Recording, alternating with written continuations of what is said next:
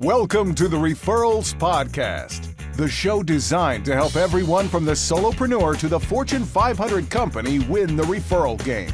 If you want to build a company with an army of ambassadors and raving fans who speak highly of you and refer you willingly, you are in the right place. And now, here is your host, Michael J. Maher.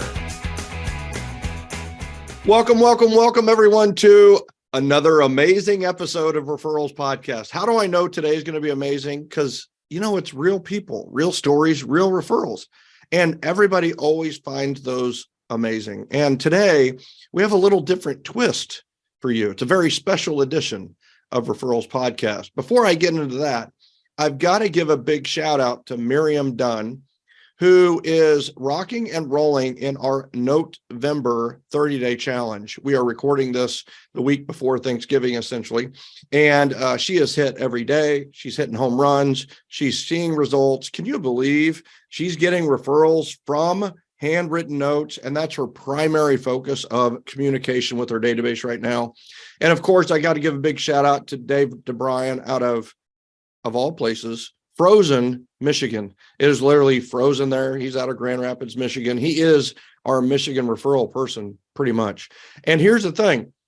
He is to the point, he's written 550 handwritten notes this month.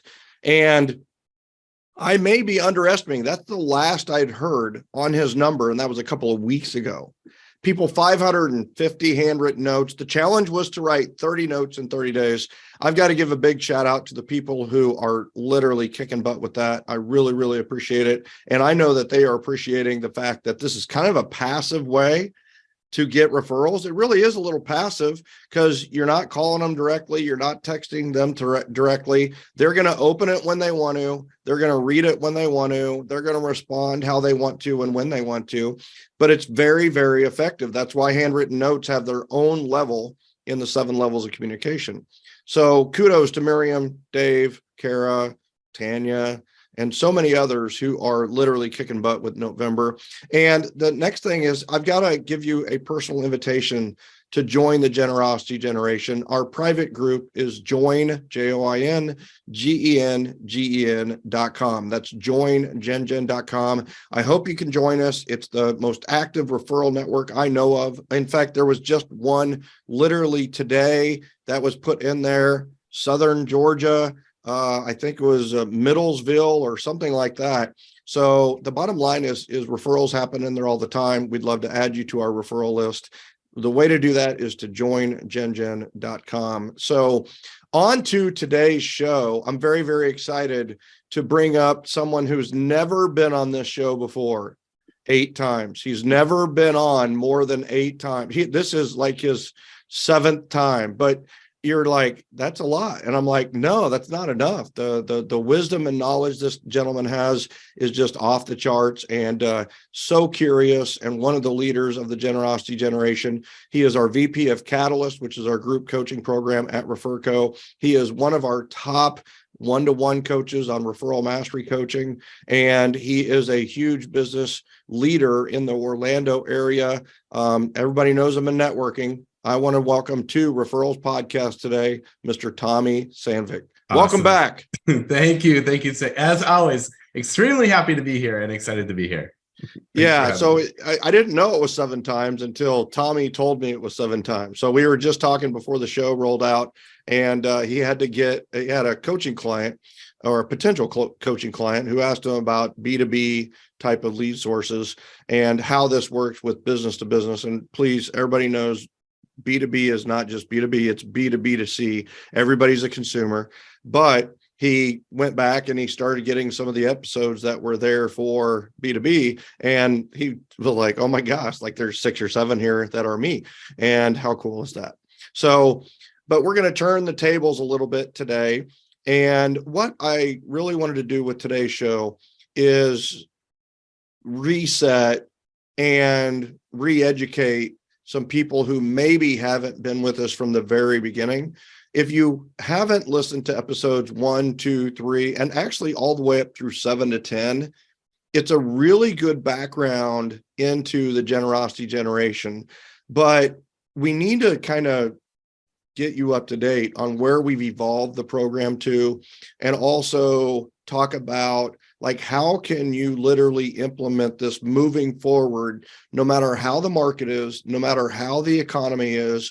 And I just love it. I just got a text message, that a guy got 293 referrals or generated 293 referrals this weekend. And listen, I know there's people out there who are struggling, and I know there's people out there who this hits them hard. And don't take this as unfeeling or uncaring or tone deaf, right? Because I'm definitely not any of that. We haven't changed anything. Like our methodology for lead generation does not change, and it's still the most effective way to do it. So that's the beauty of this system is, what if you could have a system for the rest of your career that would churn out leads and referrals on a regular basis, a manageable basis, and it was predictable, and it was automated, and it was fun. What a concept, right? Let's bring fun back to prospecting. So that's what I really wanted to do with this session. And Thommy was like, well, I'll just ask you some questions and let's just have a conversation around like the referral mastery system and the generosity generation and everything about it. And I'll tell you, I thought it was a brilliant idea, and I would love to carry that out. So I have no idea where this is going to go. And that makes me a little nervous, to be quite frank with Thommy, because Tommy's extremely curious, and he asked super, super philosophically deep questions. So I'm just going to warn you that maybe viewer discretion is advised and parental guidance is needed here. So I love it. And it doesn't require a 4-paragraph email. That's the great part. That is true. I will tell you that, some people they lead the American League or National League in home runs. Some people lead, the American League in strikeouts, and some people lead the NFL in passing yardage. And thank you, Patrick Mahomes. And Thommy leads in emails. He leads my league in emails, and it's okay. I just want it's okay. I like that he wants to communicate and learn more. So I'm all over that. All right. I love it. Well, I think, we have to always start with values. And the one of the things I've always loved, and I always thought what sets us apart, is that we're rooted in values first. Mm-hmm. And that's just not common. So, or at least not that I've seen in this space. So what are the, let's just start with, what are the 3 core values, right? And let's talk about the core values and what makes a difference from everyone else. And honestly, that's where we have to start. I mean, we have to start with, love, generosity, and appreciation. I truly believe that not only are the core values of Referco, generosity generation, and our tribe of trust, the generosity generation, I believe it's personally, like for me, it's my personal core values are love, generosity, and appreciation. I believe that many people, if they would do the soul searching and reflection, would find that honestly life comes down to love, generosity, and appreciation. When the tombstone is written, and this comes straight from 7L and the 4 epitaphs and the the exercises we have around death. Unfortunately, we begin with the true end in mind, is that you're going to want something about love on your tombstone. You're going to want something about giving and generous on your tombstone. You're going to want something about appreciation and gratitude probably on your tombstone. And there's a big hubbub about getting back to cold calls and door knocking and things like that. And my question for those that do the cold calling or door knocking is not, does it work? Right. I think for many years, people have judged on things on whether they work or not. Holding somebody at gunpoint is a way to get money. It is. And I think cold calling and door knocking is a way to get money and get clients. But does it align with your core values? Does it align with being loving, generous, and appreciative? So I think the big thing is that those are the core values of what we do, and they're the core values of human nature. in many ways. People have called this, I don't call it this, but I like the thought of it, is it's the human approach to sales. And I like that, because this really is the human approach to sales with a tech kicker. We do have quite a bit of technology, and electronic communication is a part of the 7 levels of communication. So I think the big thing is that everybody should start with their core values. What are the core values for you and your business? And the other thing, I know alignment is a really big, and congruency are really big words for you. And I think that's what I love about this, is you can live and work in alignment. You can live and work in congruency. You're the same person at work that you are at home, and it can be fun, Yeah, exactly. As it has been along the way. And I think there's one other thing in there, is like, it allows patience to let it work.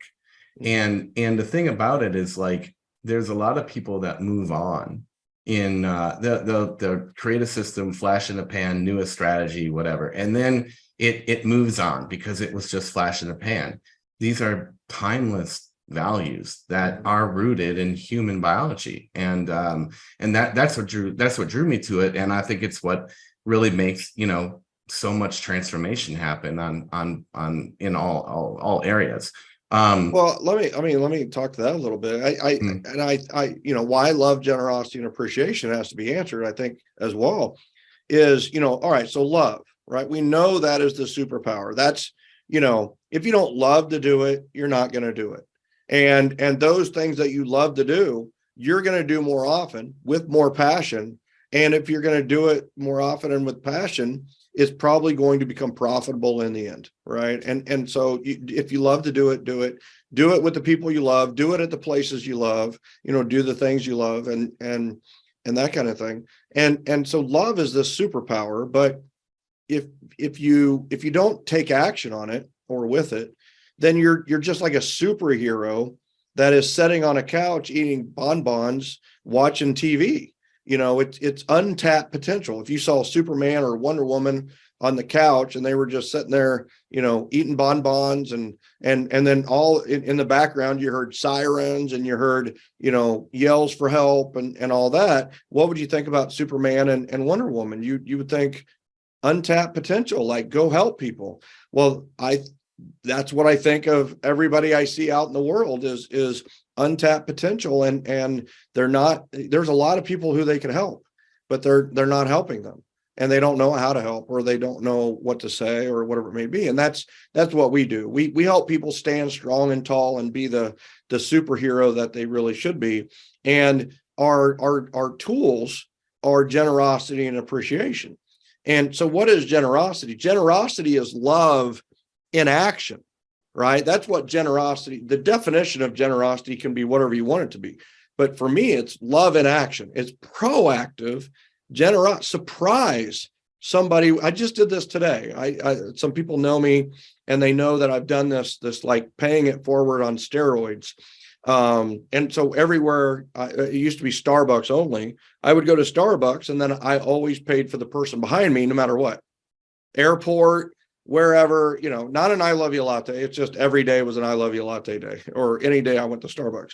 Well, today I went to Subway, and it was like 3 o'clock in the afternoon. Yes, I was eating lunch at 3 o'clock. Don't shoot me down. It was just when I could get to it. And so I went in, and there was a Hispanic gentleman ordering, a sandwich. And then I stepped up. Well, there was also another guy there, and he was standing there looking. And then he stepped after I started, or I knew what I wanted, right? That's how I live, right? It's like, exact order. Well, he stepped up, and I go, oh my gosh, did I just cut in front of you? I didn't see you there, and so he goes, no. I was looking at the menu. I didn't know what I was going to order. And I just told the lady, hey, I'm going to get him whatever he wants. Right. And he's like, oh, you don't need to do that. And I go, no, I want to do that. I can't wait to get it for you. I appreciate it. And so interestingly enough, so he ordered, probably twice the sandwich he was going to order. I'm just kidding. But he ordered a foot long and he ordered some chips and that kind of thing. And so we're going down the line. Interestingly enough, my sandwich was done. I'm a high D guy, right? So it's like I knew exactly what I wanted. The lady helped me. She went, well, she skipped the Hispanic guy because he didn't speak English. Only because I was done, like my sandwich was done, and he was still verbalizing and going through, the different ingredients for a sandwich.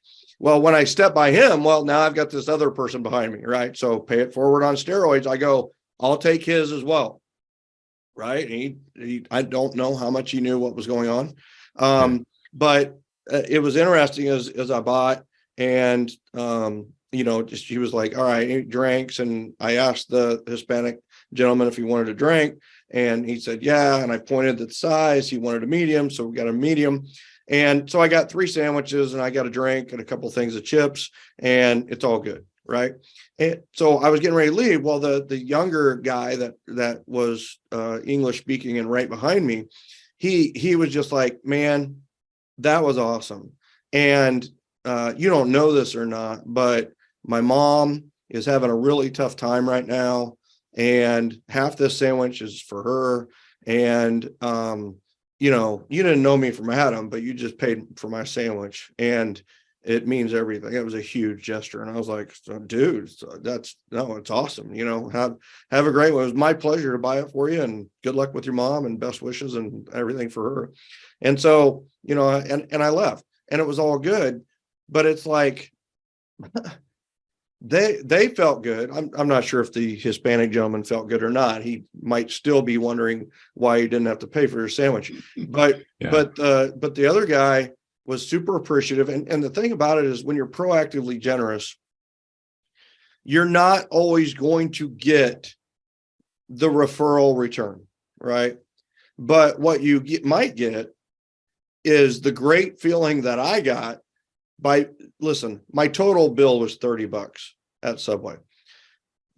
$30 for a lunch. I paid $30 for a breakfast when I was in Arizona, So it is what it is. But paying $30 for a breakfast and eating it myself did not even come close to comparing at how great it felt to helping them, to getting the sandwich for them. And and there was another guy sitting there who had already gotten a sandwich and was eating, and like, he gave me the thumbs up on the way out. And this is in Marietta, this is where I live, so who knows? The thing about it is, you never know. Here's what's going to happen. We're going to find out that the guy who was sitting there is the CFO or COO or CEO of some mid to small size company that needs sales help, and he's going to remember what happened. I mean, maybe, right? Does it always happen like that? Yes, it does, actually. But eventually, it always comes back eventually. Yeah, but it's proactive generosity. It's not reactive generosity. Reactive generosity is you're asked to help, you're asked to give. You can help there, but you're just evening the balance of the universe. When you are proactively generous, you are giving value out to the world. Well, the world wants to balance that out. The universe, God, wants to balance that back out. Well, it's going to come back. It may not be directly, sometimes it is, and it may be immediately, and sometimes it's not. But proactive generosity is the key to this, and give massive value first. And then the appreciation is a little controversial. We can call it gratitude or call it thankfulness, or no, it's appreciation. I believe that the power, responsibility is under appreciation. Recognition fits under appreciation. Like respect lands under appreciation. I believe appreciation is the umbrella that a lot of these great words fit under. And the thing about appreciation is love in reaction. Appreciation is love in reaction. Anything that right now, my big thing is hashtag appreciate everything. Like the bad, the neutral, the ugly, the good, the beautiful, whatever happens to you in life, appreciate it. Appreciate it. My dad died at 54. I'm 53. I don't give that age away a lot. But, I always had this fear of dying early because my dad died at 54. and then my brother lived past it. My sister lived past it. My other brother lived past it. So it's like, all right, so maybe it's not in that genes, right? Maybe I'm in far better shape than my dad was. But it's like, does it suck that my dad died early? My dad was a great man. The answer is yes, it sucks. The other part of it is I appreciate it because I learned a lot about how to, if he would have been there, I think he would have helped a lot in a different thing and places where, you know what, it's probably better that I didn't have his help because I learned more and I became more confident because it wasn't him helping me. It was me doing it on my own. And so coping and then learning and growing happened because of that incident. There's so many things. I applied for a high school head coaching position and didn't get it. It was devastating, catastrophic, it was awful at the time. Am I glad it happened in the hindsight? 100%. Because I turned into a realtor, which turned into what we're doing this today. So I'm just in it. Love, generosity, and appreciation. Love is the superpower, but if you don't use it, it doesn't matter. And how do you use it? Well, you use it proactively with being generous, love, and action, and you use it reactively because life's going to happen to you. And so you need to also be, love and reaction, which is appreciation. So that's a great question. I mean, great baseline for everything. Yeah, absolutely. I love it. So another thing that we've come around to and have covered again before, but I think it's so powerful is there's principles of Gen. So maybe tell us a little bit about the principles of Gen and why those are important and plays into the bigger picture, So, all right. So love, generosity, and appreciation, they're our core values and any principle should follow, of course. And the way to look at love, generosity, and appreciation is look at it as a coin, right? And I wish I don't have a coin on me, but I wish I did. But a coin is not two-sided, right? Everybody thinks, all right, heads or tails. Well, you're forgetting about a side. Now, does it ever land on that side? The answer is no, but there are the two sides and there is the edge of a coin. And, like breathing is inhaling and exhaling. Well, that's called breathing, inhaling and exhaling. You could put the little breath symbol around the edge and then inhaling on one side, exhaling. When you flex, right, your arm, one side is contracting and the other side is extracting, right? Contracting. And it's one of those where we have a lot of that yin and yang in our in our life. Our heart, right, it relaxes, it tightens, it relaxes, it tightens. And that's the way it is with love, generosity, and appreciation. On one side is this be a generous giver and generosity. Well, the other side is interesting because this is the thing that I had to learn the most. And most of the people who come to us are really good, generous givers, but they tend to not be quite as good as being appreciative receivers. So we need to be generous givers. We need to be appreciative receivers. And then on the edge, I want you to imagine little hearts on the edge of that coin, and that's love. So, and please notice that love never ends because it's a circle, right? And the side of a circle goes forever and it never ends. And then you've got the two sides, which is generosity and appreciation. And so we have these three principles that encompass all of that. And so you've got give first, hashtag give first, for generosity. Give massive value first and be ready for the reciprocity to come. Give massive value first, no matter what. Even the giving feels good. The other side is you've got, give thanks. That aligns with being appreciative. Give thanks. And it's like give thanks. Like be expressive with your appreciation. And then you've got the love, of course, which is give back. And the difference between give first and give back is, give back is give to someone who may never repay you ever, and give first is give massive value first. Be proactive with your generosity, like, Martin Luther King said it great. Said, I know you want to be first, right? You have a thirst to be first, but be first in moral excellence, be first in generosity, be first in love, and it's like, be first in generosity. There's a lot of wisdom in that, because if you're second in generosity, you're just giving back.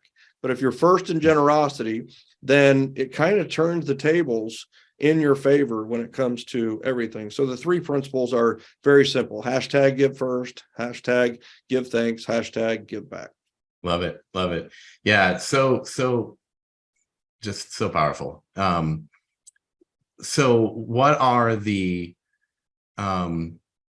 there's a lot of different components. Is there a motto like for Gen in of itself that kind of brings it all together? Yeah, great question. I wrote in 7L about, the death of the ego era. We had the ego era, and it went basically, where I saw it happening was 2000, 2006. It just reached, Enron and corporate and a lot of these big time, we're number one was everywhere. And honestly, the motto of the ego era was, we're number one, I'm number one, we're the best, you should use us because we're number one. Right. And people got tired of that. And then we went from the ego era to, we are now firmly entrenched in the generosity generation. People aren't even talking about who sells the most cars. Do you know who sells the most cars? Like, nobody cares. Nobody cares. Right. So what do they care about? Like, a lot of times it's like, are you giving? And there's car commercials that talk more about how they give and what they give and where they give than a car. And, that's pretty cool. So the generosity generation is, it's threefold very quickly. One is the generosity generation is this consumer that got tired of the ego era.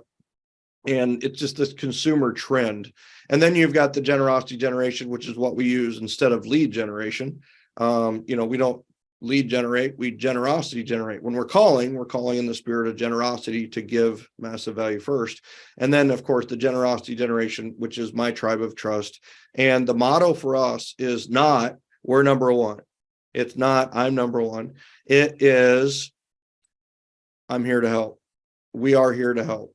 The motto of the current generation is, we are here to help. And if you will take that motto and just embrace it and be helpful everywhere you go, you will win. Because the old days, people had this, the consumer was, find me, sell me, like, hunt me down, find me, send stuff to my house, find me, and then sell me. What are the benefits? What are the consequences? What are the features of what you have? Why is your product the best? Why are you number one? And sell me, find me some. Well, the consumer's changed. The new consumer is far, far different. It is, hear me, like, literally listen to me, help me, hear me, help me. And it's just like, listen to me and then help me. And if you can help me, help me. And if not, connect me to someone who can help me, be the connector. And be someone, the way to be of service and be a resource to the consumer of today is be a connector, have a really strong team and network behind you. Your network is your net worth, has never meant more than the current marketplace. So that's really the motto, is, we are here to help. We're here to help. I'm here to help. Yeah. Love it. And it's, the more, I will tell you, the more that I've not only expressed that more often, right? Just saying, how can I help? What can I do to help? Even in times of frustration or those sorts of things, just going back to how can I help has been so powerful. And it also has raised awareness to other people that are already doing that, as people to maybe pay, attention and really allow the focus. So, like, just by doing it and internalizing it more, raise the awareness to other people like it, and then it's like, so it just so easy to see where to go with it. So I love it. So all right, so that's the the values and the concepts and whatnot. So then we get to the strategy, right? Because we hear all the time, right? Like, I mean, even with my own journey, right? I go and I get fired up and all the breakthroughs and be like, yes, love, like I'm there for it. But I'm like, well, I'm going broke, man. I'm going broke. I need strategies to take the goodness and the transformation and actually put money in the bank account. That's right. So we started with the 7L system, and I am genuinely excited to ask this question that I've got. Is like, so we started with 7L, and now it's been almost well, anyway, now we've evolved this into the Referral Mastery System. So how did that come about? And how did that evolution come about between just being coined the 7L system based on the book and now into a full-blown Referral Mastery System? Yeah, that's a great question. And you're partially responsible for that, I think, in some ways, is that when I wrote 7L, there was a gap in the marketplace. And the gap that I saw was really go from relationships to referrals. Everyone had relationships, everyone has relationships, but they don't get enough referrals. They don't have enough. So I wanted to write this book, 7L, that would show people how to go from relationships to referrals, especially with a one-to-one focus. Like, the top of the communication pyramid is one-to-one, face-to-face, one-to-one. And literally, if there's one other person in the room or in the conversation, the whole conversation changes versus a one-to-one conversation. There's nothing quite as exclusive and private, and you love the attention in a one-to-one.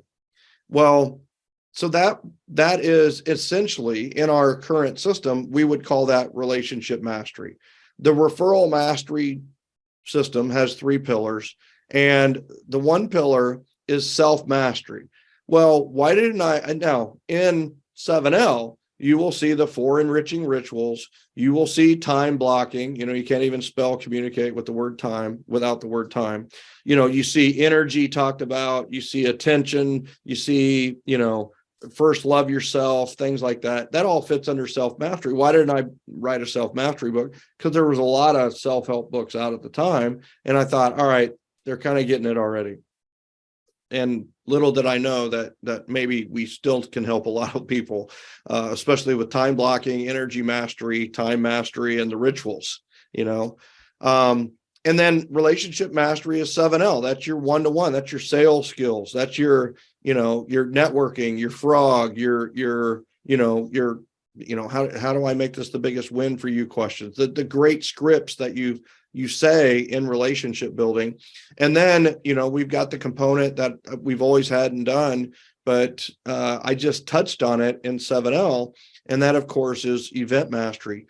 So you've got self-mastery, which is one to none. That is for yourself. That's your own personal growth. That's your life wheel and how clunky is it and how well-rounded you are.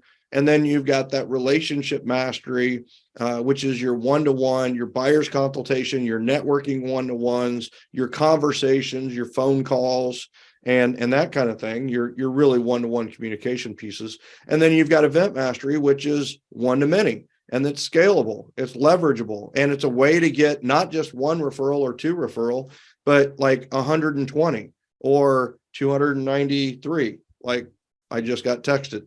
So it's one of those where those are really the 3 pillars of the Referral Mastery System, which is, self, and we're touching on some of those, but and I was actually afraid to launch the whole system because not everybody had mastered 7L.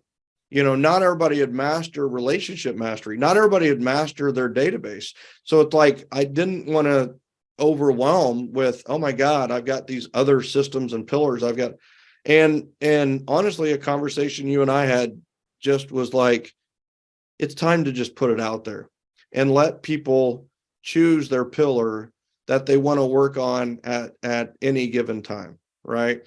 So, I know that with this being November and December, January, a lot of times it's a time for reflection and goal setting and that kind of thing. And I know that self-mastery is really big. That's why we offer 30 mornings in January every year, and it sells out every year because people want a better morning ritual, even those that have a morning. In fact, the people who have morning ritual sign up for 30 mornings faster because they've got something to work on. And the ones who don't, they need the little order and organization in the morning, and they need to they need to go from mayhem in the AM to a little bit of structure and guidance. And 30 mornings in January, Sweet Dreams, which is our nightly ritual program in February.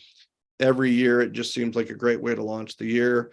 So we're already doing self-mastery, and we're already helping people with relationship mastery. And of course, event mastery is our signature course, and has generated more referrals than any program I know of ever.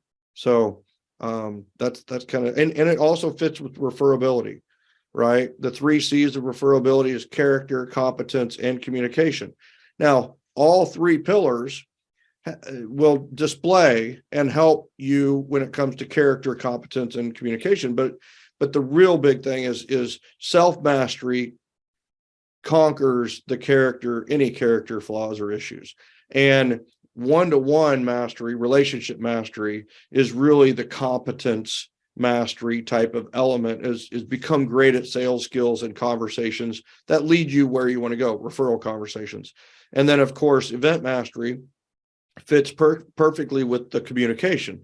Now, of course, there's communication with yourself, with self-mastery. There's communication one-to-one but it's like this, the reason for your communication with other people. It's great when you've got an event that you're inviting them to, talking to them about, thinking them about, and you've always got a reason to have a conversation and communicate because of the events. So that fits love together. it.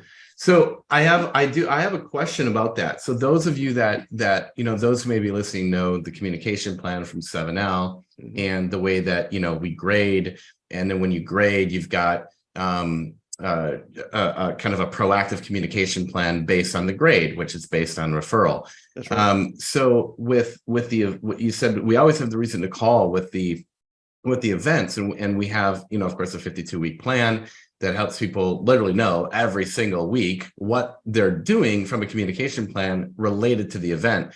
My question is, does that actually supersede the communication plan, right? If you think about, like, you've got an ambassador, well, by the communication plan, they should have a monthly proactive generosity phone call, right? And then by the yaps, you've got, 3 major events. You're going to have 3 touch points there. Then you've got the top events, at least one of those they can invite to. So does that really cover the vast majority of the communication for the year as it relates to the grading and that core communication plan? It can, right? It doesn't necessarily have to. I mean, here's the thing. Some people do a lot more private events, and they're more subtle. We have, Tanya, I know others who are doing dinner parties, right? So they're doing smaller, more intimate. It's okay to have small events. You got to have events though. But for me, remember, event mastery is leverageable and scalable. So I was getting over 500, 600 referrals a year. When you're getting that kind of volume, you've got to leverage and scale. And so the YAPS, right, the yearly appreciation plan for everyone in my database, and the yearly ambassador program, which was for my top people, which at the highest numbered 199 people, in most cases superseded everything else. Most cases. Thank God I did the communication plan first, because number one, it identified who my real referral sources were, and not just the fun people in my life, the partiers, if you will. If I had just partied with partiers, I wouldn't have had the success that I had.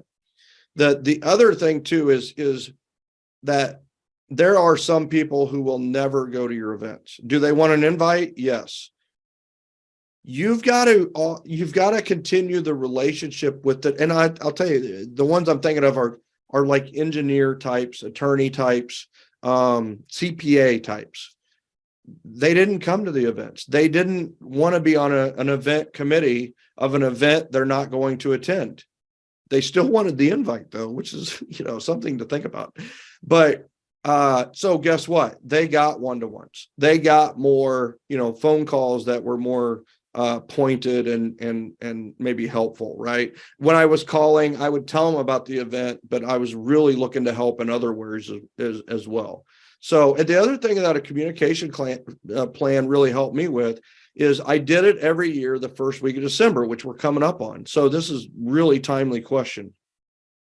Still went through the database, graded by referral, right? Multiple referrals, A+, referral at all, A, and then B for the ones I wasn't sure. And a lot of those Bs are people I met at networking events and just kind of met through the year. And then a C was friends and family, casual relationships, and that kind of thing. And then a D was drip campaign only. They got an e-newsletter or emails and some invites, email invites only. So what was great about that is the Bs. And I always had the self goal of I wanted no Bs by March 31st. So I was calling with a very high intention the first quarter. It was talk to them, invite them, see where they're at. And then I was going to ask the chosen one question. I was going to say, hey, listen, if you had a friend or neighbor who was looking to sell or buy a home, who would you recommend they call first? And just listen. And I had no, even in the early days when I didn't have a lot of referral sources, I was not tied to the outcome. I was not attached to if they said somebody else, then I was like, oh my God, I can learn about loyalty here. Who the heck says another person? I mean, how gutsy, how courageous, how brave. That's freaking phenomenal. And also a thing I was going to look to do is try to corner the size of their mental referral area in that person's brain. So if they're like, they would say a name, I would get into curiosity. All right, wow, how do you know them? What do you know about them? And then they would tell me, it's like, wow, I love your loyalty. That's fantastic. And it's like, oh, but do they work over here? It sounds like they just work your neighborhood. Do they work, over? And I'm not sure. Well, here's the thing. That's fine. Keep referring for them for your neighborhood, but I'll just take over the park. I'll take Olathe. I'll take Missouri. And I'll help the people that there. You keep referring there. Does that sound like a win-win to you? And like, yes or no. And sometimes that works, sometimes it didn't. But I think that the big thing on that is having a communication plan really, really was powerful. And there's some nerdy people who I'm kind of nerdy too, but there were people who really surprised me with being great referral sources. That they just aren't the networking type or event type. They work at a candy store or a candy shop at Russell Stover's in Kansas City is one person I'm thinking about. And, they just didn't get it. They worked 9 to 5 and they didn't get out much, but they were a great referral source. But I needed to retain that communication. So there were regular quarterly calls on the communication plan for that. Yeah. I love it. I've actually always wanted to ask you that. Yeah. So that is awesome. I hope that for most of the listeners, I'm just going to say that if you have a YAP yearly appreciation plan, it can probably supersede any other communication plan, care calls, any of the other things we teach, the communication plan. It could probably supersede anything else in the short term, but it's good to have. I don't want to, no one left behind, right? No referral source left behind. So I always checked and looked, and it's always good to have kind of a backup plan. And I think for most people, the yearly appreciation plan is the plan, and then the communication plan is a really good backup plan. Yeah. I love it. So on the so you've mentioned at the top of the show, obviously we talked about Gen, and then you talked about tribe of trust, and Gen is your tribe of trust. So tell us a little bit about that relationship and how that sort of plays out ultimately. Yeah. So what we're teaching now is how to help people build a tribe of trust and lead a tribe of trust, right? I mean, Seth Godin gets a lot of credit because he wrote Tribes. Well, the beautiful thing, thank you, Seth, is that you wrote Tribes and you said that we all need to lead a group or several groups. The problem, Seth, is that you didn't give us a roadmap. Like it's all right. Yes, let's go. And it's like, now what, And so that's what we've created with, honestly, Event Mastery was a big step in that and helping. And, we had the Army of Ambassadors program that is a big thing. And how do you create an army of ambassadors and raving fans who speak highly of you and refer you willingly? And so that's the tribe of trust. Now, the generosity generation happens to be my tribe of trust.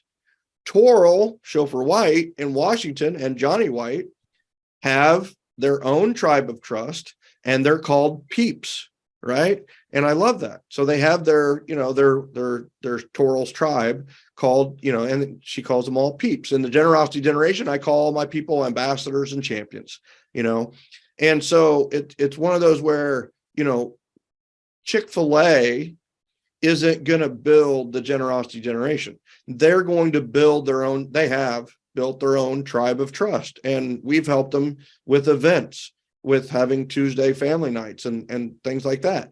And so we help people. And the thing about it is that, even like a Chick-fil-A is they weren't great at information gathering. They weren't great at registration forms. They weren't great at door prizes. They weren't great at, incorporating the mascot. Some of them didn't even know they had one.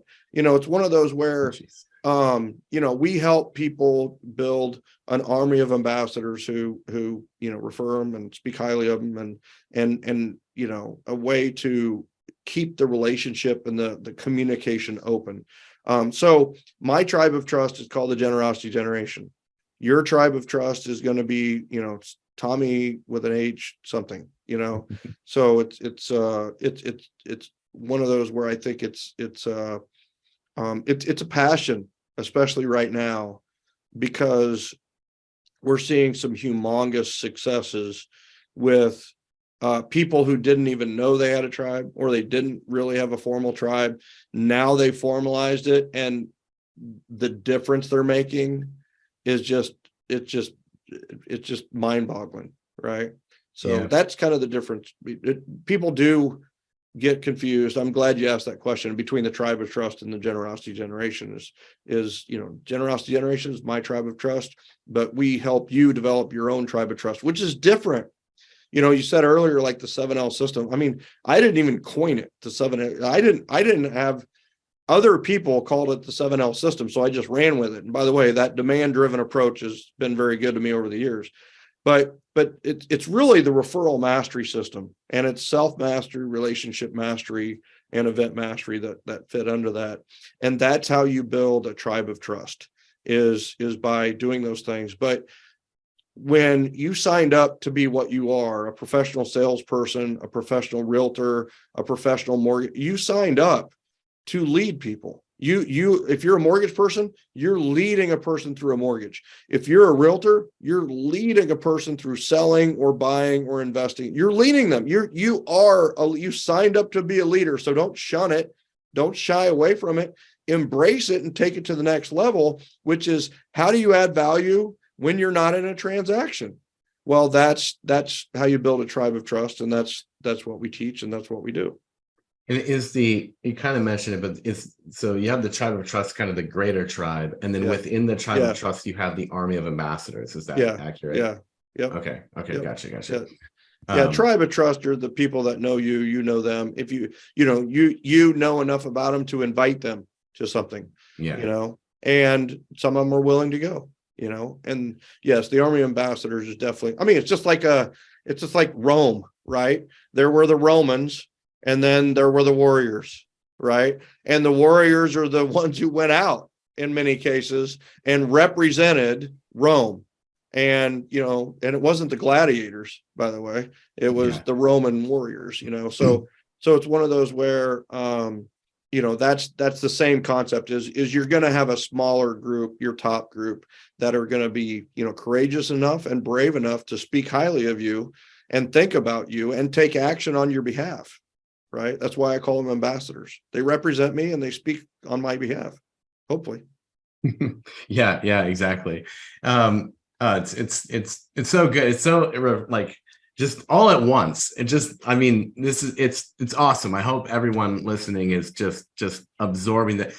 You got to go back and listen to all of this again, because this is absolutely like, here's the foundation of everything you need. You want to get caught up. I mean, it's fantastic. So you mentioned we're in the time of the year of the reflection and growth. I know I've been ready for working on that since September for sure, and going into the next year. So, why is it a special time now? We've got, obviously, Thanksgiving's around the corner. Hooray. That's my personal favorite one. Mm-hmm. And then you have the holiday season and Christmas and then Valentine's Day. Mm-hmm. Right. So what's the connection there with all of us? Well, yeah. Wow. Right. So, we are coming on Thanksgiving. I want to wish everybody a happy Thanksgiving in the United States. And I know we have listeners in Canada and, Belgium and Switzerland. We just had a new coaching client from Switzerland, right? So it's one of those where, in the United States, we celebrate Thanksgiving and it's a time to be thankful and it's a time to get together with your family and really just appreciate our families. And then you've got Christmas coming up and the holiday season, Hanukkah and so on and so forth, Kwanzaa and the things that people celebrate. And a big part of that is gift giving. And like at Christmas, personally, is in many cases you give a gift, especially if you have children, and you're not getting anything back in return, right? I mean, it's like, but you feel awesome giving these gifts, right? And then you've got Valentine's Day up, which is the day of lovers, right? It's the day to express your love, and it's just an awesome day because it's one of those where it's okay to say I love you to multiple people on the same day, and so there's two things that I love about this is number one is that our entire system, the Referral Mastery System, is what if every day was Thanksgiving, Christmas, and Valentine's Day all rolled up into one? And that is my life in a nutshell. It's my life. And you might think, oh, that's great. You can, pay for people's Subway, but I'm barely making ends meet. It's like, all right, I didn't get to the point where I could pay for people's Subway by paying for people's Subway. I got there by giving the other gifts of generosity that I've been able to, a network of people, a team of people behind me, thought plus action, talk about others and champion others and so on and so forth. And teaching needs to be a part of what we do. And the other part of that too is that what I will tell every single listener here is that you have a real opportunity between Thanksgiving Day and Valentine's Day. You have a real opportunity to determine how your entire next year is going to play out by what you do between Thanksgiving and February 14th. And this is where more relationships are moved up the relationship scale with a simple one-to-one. Or this is where you take many people to a higher level in your tribe of trust with an event. And there's nothing like an event between Thanksgiving. I mean, more money will be given during Thanksgiving and Valentine's Day. Period. Also, people are not as active or out and about. There aren't as many distractions as there are, during the summer and during the spring and the fall. So you get an opportunity here where people are at home and people will come to an inside activity. They will come to an event. And I'm just saying, I always felt like the most important part of my year was not June when we sold the most amount of houses. It was always Thanksgiving to Valentine's Day. And we did a few less transactions during that time, which allowed me to do more relationship building and more referral source appreciation. And I just think we're at especially with the shifting market and economy and what's going on in the world. And just know, the Fed doesn't know if rates are going to go up or down, right? The mortgage people in your life don't know if the rates are going to go up and down. You don't know. And you have no control over gas prices. You have no control over the economy. You have the only thing you have control over is your personal economy. You only have control over what you do on a daily basis, what you think on a daily basis, what you let in your head, and what you deny from going in your head. And I think that's why this is just such a timely interview is because you know what, make it a point that in 2023, you're going to make every day, Thanksgiving, Christmas, and Valentine's Day. And what that should mean to you is express your appreciation. And if you go above and beyond and write a handwritten note or a power note every day, you win. One note a day. That's it. And then give a gift every day. Help someone every day. Reach out with the entire intention that you're going to help them on that day. And then do something you love every day and tell someone you love them every day.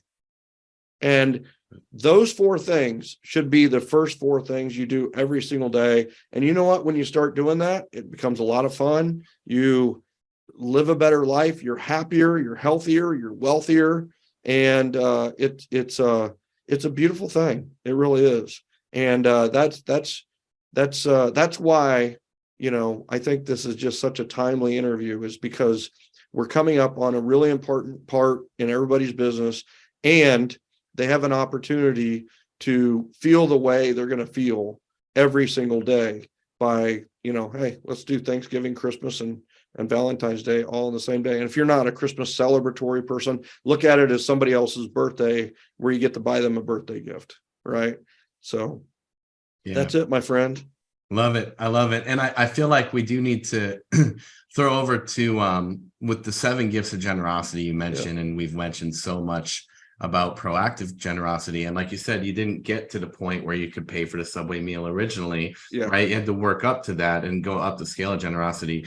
I cannot remember offhand exactly what episode, but it is in the 30s, is the 7 gifts of generosity episode. And I know when the podcast came out, I was beginning my journey. It was August of 2018. And like literally as I was learning and developing, these podcast episodes are coming out, filling in the gaps in understanding. And that one was huge, because that's what made me realize I could provide value, even if my bank account was negative, right? Even it rather, anyway, you can go listen to the episode, but that's really what helped me understand the idea of proactive generosity and using one of those gifts, and mentally having that shift in the mind to understand that when I was doing something as simple as making the connection to the team, or as simple as offering the time in any capacity, that is a gift of generosity. And that really shifted my thinking and helped me develop the confidence to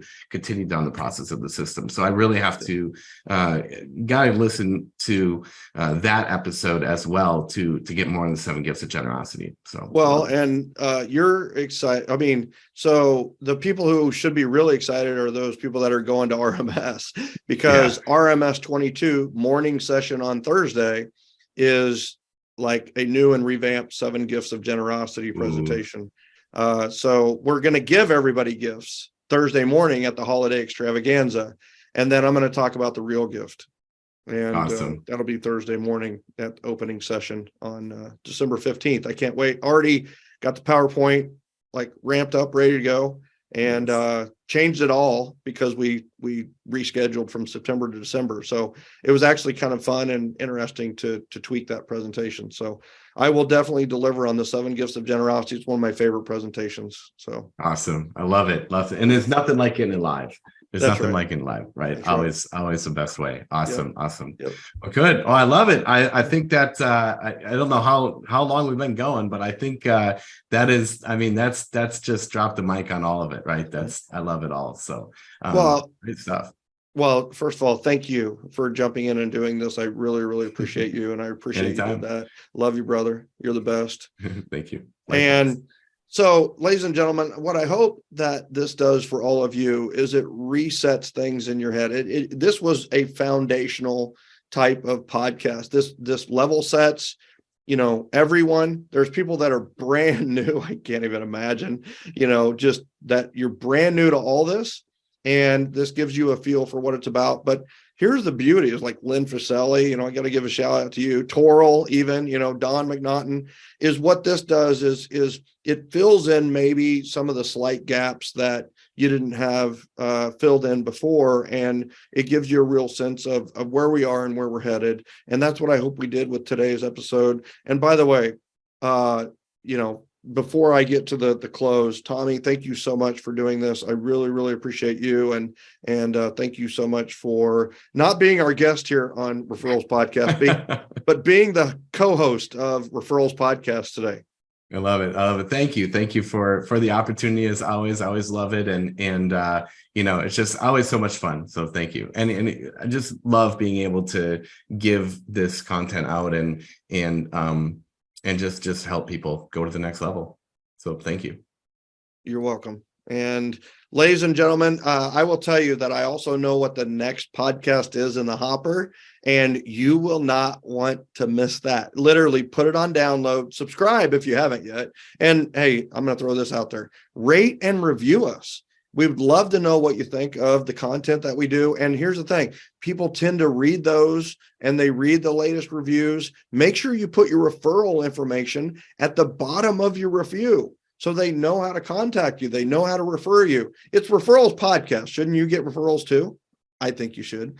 So the bottom line is make sure you check into that one. If you like today, rate it and review it and subscribe. We love you. We appreciate you. One last invitation for all of you is join gengen.com to join the Generosity Generation. We'd love to have you. We love you. And I hope you have a very, very happy Thanksgiving. For those of you outside the area, I hope you have an opportunity this week to get together with your family. And if not, at least make the call.